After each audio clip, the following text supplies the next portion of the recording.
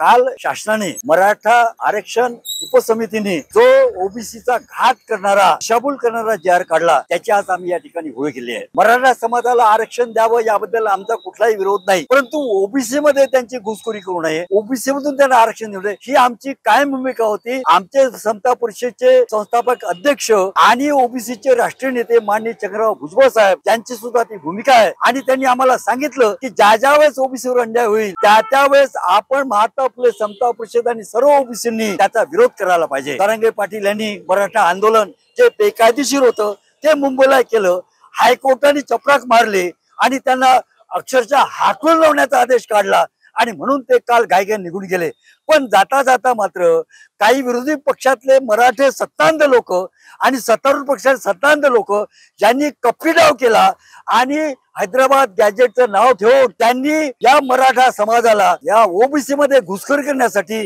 काल 2 ऑक्टोबरचा शासकीय निर्णय त्यांनी काढला। हा शासकीय निर्णय म्हणजे महात्मा ज्योतिबा फुलेंच्या शब्दामध्ये कमाल कसाई अशा प्रकारचा शासन निर्णय आहे। मराठ्यांना ओबीसी मधून घुसखोरी करता यावी म्हणून सुप्रीम कोर्टाने जे जजमेंट दिलं होतं, ज्या आमच्या जात पडणी समित्या केल्या होत्या त्याची सगळी मोडतोड करून आता गावातल्या कुठल्या तरी गावठी समिती स्थापन केली आणि त्यांनी जर म्हटलं की हा मराठा कुणबी आहे त्याला कुणबी प्रमाण देईल, अशा प्रकारे अडागुंचा कारभार या ठिकाणी सुरू केला आहे। मराठा हा कुणबी नाही हे उच्च न्यायालयाने अनेकदा सांगितलेलं आहे, निर्णय आले तरी सुद्धा मराठा कुणबी आहे अशा प्रकारचा विचार करावा असं या समितीने सांगितलेलं आहे आणि आम्ही त्याचा सुद्धा या ठिकाणी विरोध केला आहे आणि मुख्यमंत्री देवेंद्र फडणवीस यांना सांगितलेलं आम्ही निवेदनात की आपण शब्द दिलाय की मराठा समाज हा कुणबी नाही, त्याला कुणबी म्हणून ओबीसीतून आरक्षण मिळणार नाही, त्या विषयावर ठाम राहा आणि ह्या जी मराठा समिती विखे पाटलाच्या अधिपत्यावर झाली आहे ती मराठा समिती ही अत्यंत चुकीचे निर्णय घेत आहेत, म्हणून ती समिती बरखास्त करा आणि यांचा कोणताही निर्णय मंत्रिमंडळात घेऊ नका अशा प्रकारची विनंती केली आहे। आणि जर सरकारने हा